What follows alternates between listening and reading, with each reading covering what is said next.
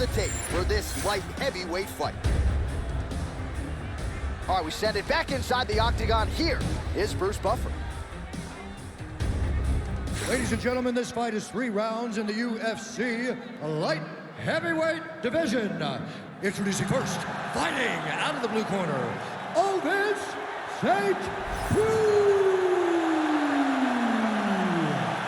And now introducing his opponent, fighting out of the red corner.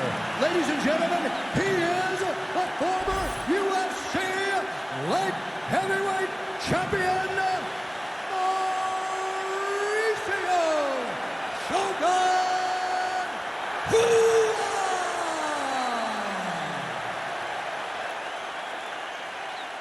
You ready to fight? Ready? Let's do it. All right, we are ready to go for round 1, and of course, so is the light heavyweight staple, Ovince St. The majority of his UFC finishes have come in round 1, so that certainly bears watching here tonight.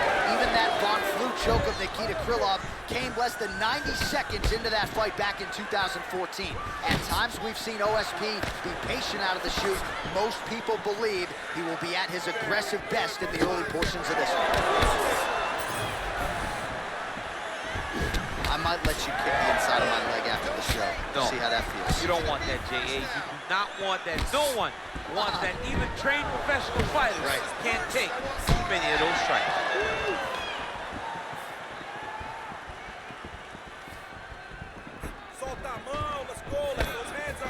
Oh, that kick is good by St. Preux.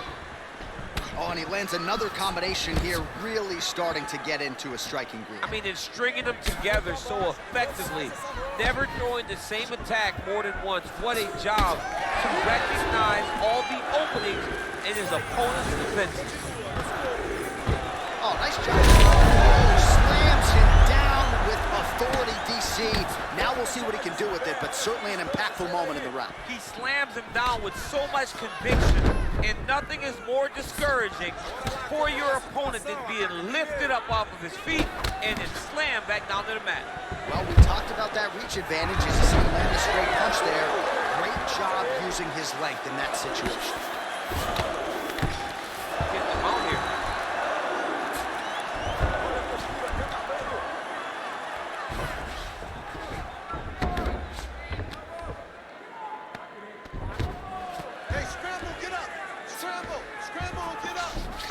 St. Preux in half guard now, making all these shots count. St. Preux gets up, he is back on the feet. Looked like he was in a submissive state on the ground, but he worked hard there to get back to the feet. Oh, lands a nice straight.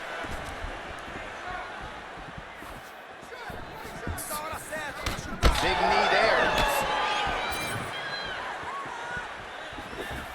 St. Preux's uppercut is blocked. Looked like for a minute he had a window there. It closed quickly. Oh, nice uppercut. He's in a lot of trouble now. Lands a big elbow there.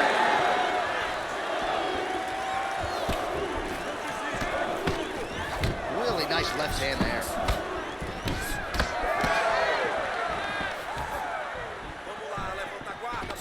Gets to the single collar tie. Look for him to drive and move his opponent to find openings to land that free hand. Just over 2 minutes, round 1. Right now they separate. He loaded up there on that high kick. Takedown defense is there.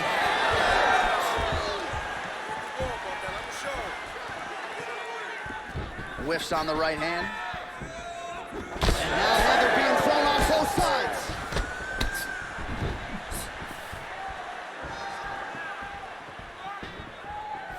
Misses again with a right punch. Oh, another nice strike right there. I'm not sure how many more of these his opponent can take. Massive shot that he landed. Great job.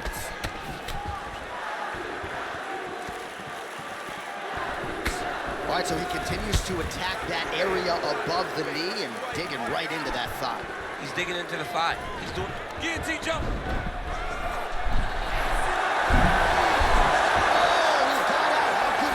This guy is so aware. He never leaves anything long to allow for himself to get subbed.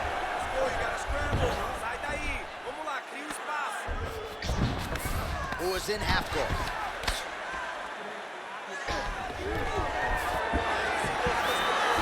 Striking pretty well from the bottom here. All right, setting up for a finish here. Oh, looks like he's got the submission locked in. He's in real trouble. Oh, he escaped. He got out with speed. Wow, that is great submission defense. Well, the ground and pound has been on point tonight. Good work here by St. Preux. All right, half guard position here. We'll see what he can do with it. A lot of weapons at his disposal from this dominant position. Oh, man. I feel for a wrestler, this is the most dominant position in all of fighting because wrestlers love control. Right. And to have your upper body free and your leg able to hold your opponent in position, it is like striking gold. Build your posture, throw your punches, big damage, but then always control the far side. Underhook, this is a great position for a top fighter. All right, so that's the end of the round. Potential adversity here. He's got a cut on his cheek sustained from that strike in the round. Now the focus becomes maximizing these 60 seconds, shutting that cut and preventing it from becoming a major factor here moving forward. All right, so there's the horn. Let us now look back at some of the action in that round, DC, and he had his takedown game going early and often. Yeah, he had it going great. I mean, he did a great job of finding his entries, rushing to his finishes before his opponent could react and defend him. He should be very proud of the work he did over the course of that last round. 5 minutes down, here we go now, DC, with the start of our second round. Shogun versus Ovince St. Preux. All right, so as this next round gets underway, hopefully the good action we saw in the last round will continue. Both fighters certainly had their ups and downs, both got the offense going, but now we'll see if one fighter or the other can really take control of what has been a very close fight thus far. Low kick there from Shogun, who are the former UFC champion, and don't close the book on this man just yet. When he's been in there with the elite 205ers, this is a man who can still hang despite coming up on 2 full decades as an MMA. Oh, strong hook to the head there by St. Preux. Over and over, he is landing punches to the head. Oh, big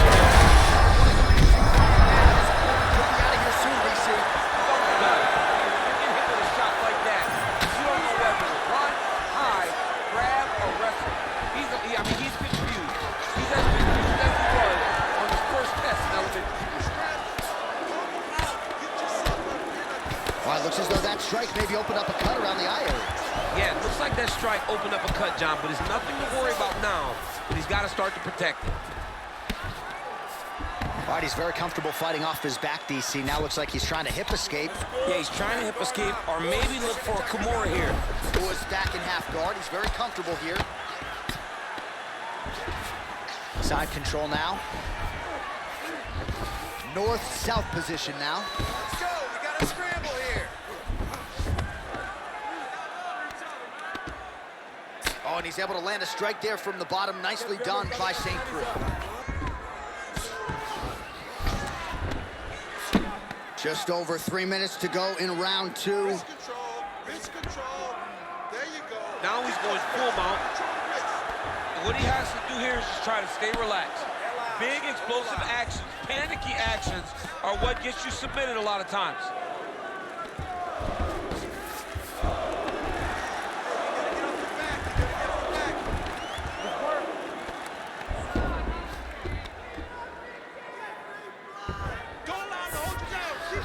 Well, anytime you are in a ground fighting situation with this fighter, you're potentially playing with fire. Posture's up now. Oh, it delivers. Huge punch to the head there. Most fighters will tell you offensive wrestling is the hardest and most exhausting thing. Especially if you're just running the guy over, John, and then he just gets up. Continues to apply pressure here in half guard.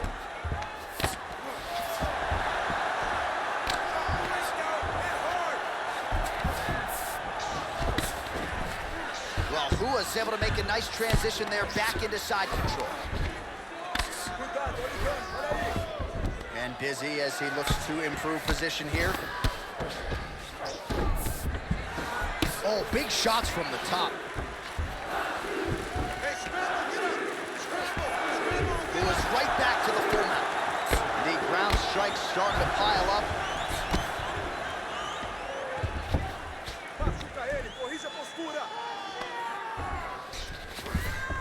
All right, half guard form here, and a lot of offensive options, I would think, at his disposal. Oh, he's got a ton of options. He has submission options, but I believe the safest option for him here is going to be to use his ground and pound. Build a base, posture up, throw big strikes, get back in position, posture again, throw big strikes, and just really wear him down with a really secure position in half guard. Oh, man, the blood is flowing now. I know a lot of you like that, but he has got to figure some things out defensively or this fight's going to end. He's got to move his head, Johnson. But the problem is, now he's got the blood to deal with. He's got a sharp striker in front of him. He has got a lot of things to deal with if he wants to win this fight. But right now, the focus needs to be on the head movement so you're not getting hit. That's a right there, DC. He's right. That was a beautiful hook. It landed perfectly. And it hurt very bad. Well, I'm no fighter, but if I rock a guy to that extent, I feel like I'm closing the show. Absolutely. You gotta go close the show. There it is again. Look at that.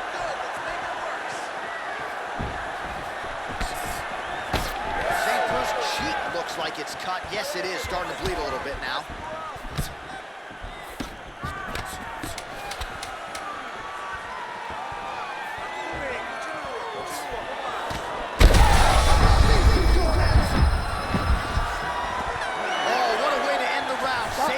Bell. He got stunned by a huge shot right before the horn, and now a little bit gingerly, he makes his way back to the stool, and he's only got 60 seconds to recover here, so we'll see if his corner physically, mentally can keep this fighter in the fight. Well, I'm not sure the extent to which he has recovered, but we do see the end of the round. DC, talk us through the replay. Well, he's a tough guy. He's going to make it to the stool. He's going to survive unless you put him completely out of there. Unfortunately, he's in there with a guy that does have that ability.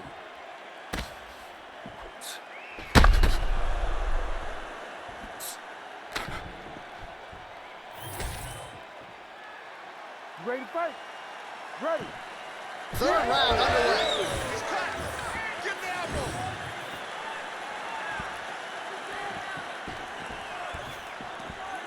Looking with the jab. Good pressure. Keep going with that. And he blocked the punch there. All right, so a wise decision by him to continue to attack that cut. And it's getting wider by the minute. It's getting wider by the minute. This guy is a fantastic fighter, and he's as smart as they come. So the moment that cut opened up, you knew that that would become his focus, and we are seeing it very clear right now. Very active in the clinch here and lands a beautiful shot to the head. Oh, and he tags him with the straight. Nice job there by Shogun. It's so clear that the guy that's going forward is the guy that's successful. Well, it's been a wild fight thus far. Perhaps a contender for some bonus money at fight's end. These guys are going to have to go. He landed it perfectly.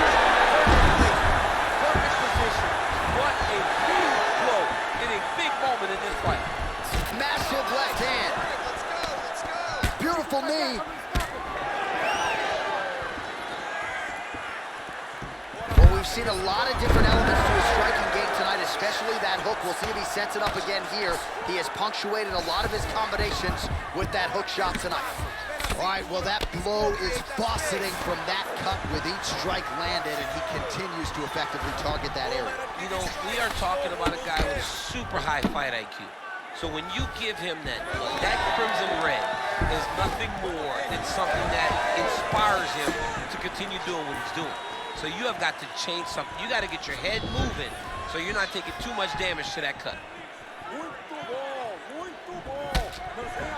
Back and forth we go. All right, late in the fight now, he needs a finish, or he's going to lose.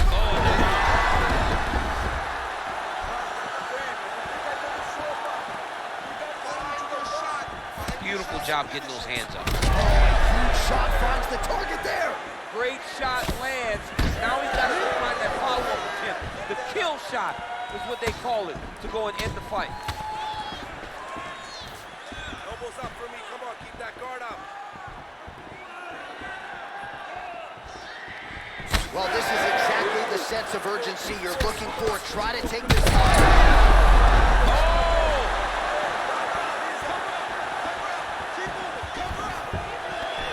Oh, stuffs the takedown without issue. All right, good back and forth action, but they pause things here, DC. They're going to call in the ringside physician and take a look at what is a nasty cut. Well, he's got to check on it because you don't know if the fighter's going to be able to continue. Fighters always want to fight, but it's up to the ringside physician to tell them if they're capable of it.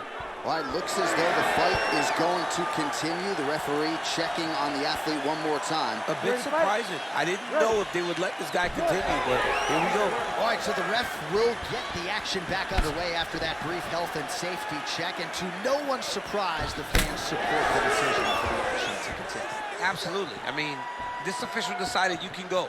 Even though at times the fighter may question whether or not he can do it, we have very smart ringside officials that make a determination, and the determination is, get your butt out there.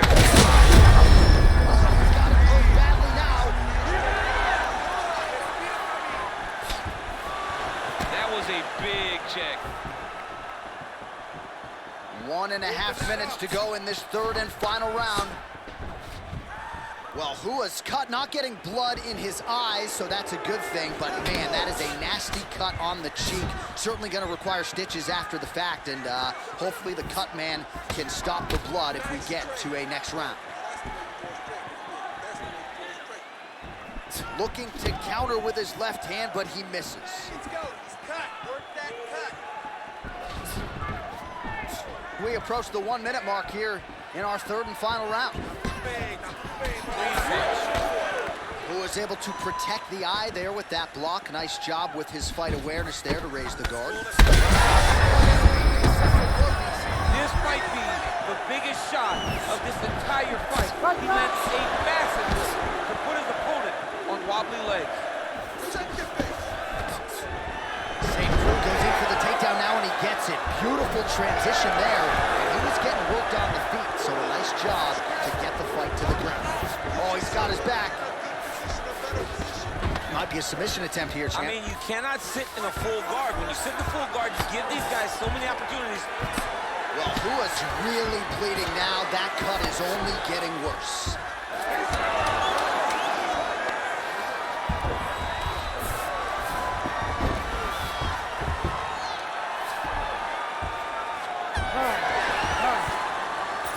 Let's look back at some of the action, DC. They go the distance tonight, but you got to think he won over the judges with his striking acumen tonight. Yeah, you got to watch one of the best strikers in the entire UFC. He did everything so well, and in my opinion, he should cruise to a very easy decision.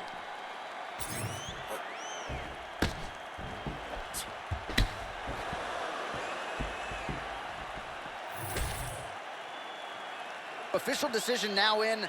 The buff has it. Ladies and gentlemen, after 3 rounds, we go to the judges' scorecards for a decision. All 3 judges score the contest 30-26. For the winner by unanimous decision, Ovince St. Preux. All right, congratulations to him. He is your winner by unanimous decision, and certainly a dominant performance here tonight. Yeah, he did a great job of just dictating and controlling all the engagements of this fight. His opponent never really had an opportunity to lead the dance. He did that from start to finish, and he wins a unanimous decision.